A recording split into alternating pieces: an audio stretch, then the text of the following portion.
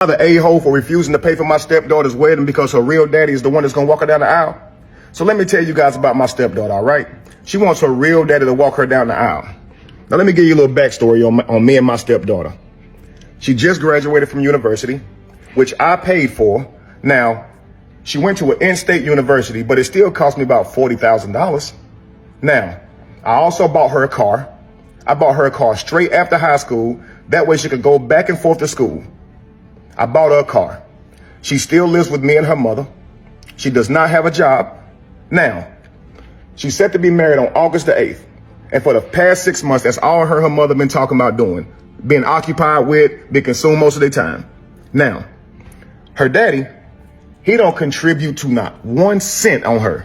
Not her education, not child support, which is partly her mother's fault because, you know, she didn't fight for that. I guess that's just what the settlement was. And he only around to make promises. I do that for you. I do this for you, and then take off. And then she'd be heartbroken. But she adores her father, right? So, like I said, she's set to be married in August. And the wedding venue, I told them they could have it in my home.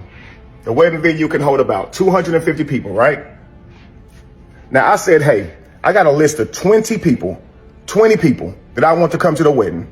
I'm paying for this at my house. I want these 20 people to come. Do y'all know Saturday, I see one of my friends at the golf course, right? He's supposed to come to the wedding. I'm like, hey, I'm gonna see you at the wedding, right? He said, I only got an announcement. I didn't get an invite. I'm like, nah. I'll let my girlfriend and stepdaughter know to send out the invitations on these few people. And you're supposed to get an invite. He said, I got something, but it was an announcement. So we walked to his car because I want to check, right? And sure enough, it was an announcement. So I went and talked to my girlfriend and said, did you invite those 20 people to the wedding that I told you about? Man, she didn't invite none of them. She said 250 people is a little tight, and I don't think we can get your 20 people in there. Man, I was pissed. And the people that were supposed to come, they pissed as well. Then she's gonna say if any other people that we already invited don't RSVP, then we'll get some of your people in here. I'm like, what? Man, that's crazy, man. Don't even worry about it, man. I'll just be mad. All right? So now, the crazy part about it is, when I check the invitations, they don't even have my name on them. They have her real daddy and her on the invitation that I paid for. I paid for these invitations. How you got a real daddy on there, her mama on there? Cool. Couple days later, I'm hosting the venue at my house, hosting the wedding family at my house, okay?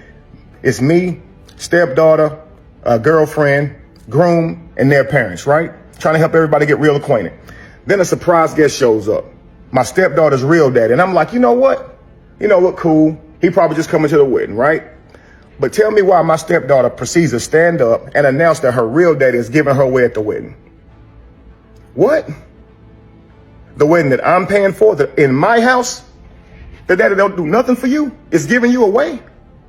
Oh, and they were just so happy and smiling. Oh, yay, great. Inside, I was fuming. Inside, I wanted to cry or punch somebody. Probably wanted to do both, honestly. So I took that time to stand up and give a toast as well.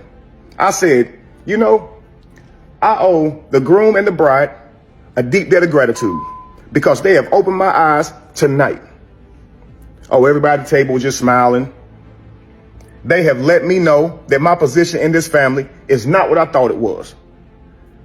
Oh, you should have saw the frowns, man. Now they mad. It done got serious.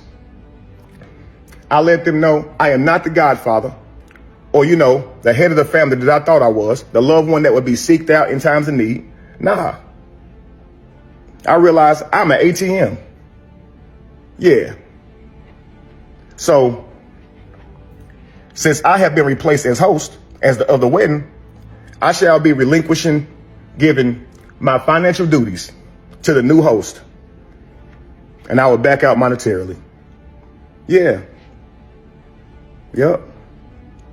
Now, after the announcement, a whole lot of snickering was going on around the table, right? A lot of mumbling, but they didn't say anything to me. Nobody addressed me now. Now, later that night, tell me why my girlfriend gonna come to me talking about how I'm ruining so much, how I'm ruining so much for backing out, and how her daughter ain't gonna have her dream wedding, and how her daughter ain't this and that. Okay, well, it's apparent that I'm not family in this family. So the family should take care of it, right? That's my stepdaughter. I mean, it ain't even my stepdaughter, really. It's my girlfriend, I just happened to be around her for the last 10 years. But tell me why the next day, my girlfriend trying to show me how much I'm ruined, right? She takes me to where they planning the wedding, and the wedding planner showed me, all the things they got going down, everything they got set up. I look at the venue. They got some father-daughter dances, right? 3 songs. All of them cater to her real dad, not me. I looked at the food they got. 2 of the dishes got stuff I'm allergic to in it. I just started laughing. Like, they want me to pay for this? His name on it, not mine. His songs, not mine. The food, I can't eat the food.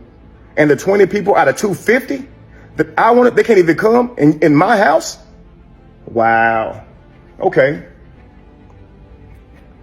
It's wild, man. So I went on ahead and let her know I will not be there, and neither will my money. Yeah. And they would no longer be at my house either. And you would no longer be at my house or your daughter. Because, yeah, I'm not family. I'm not even important enough to be put up on the brochure. It's crazy, man. Yeah.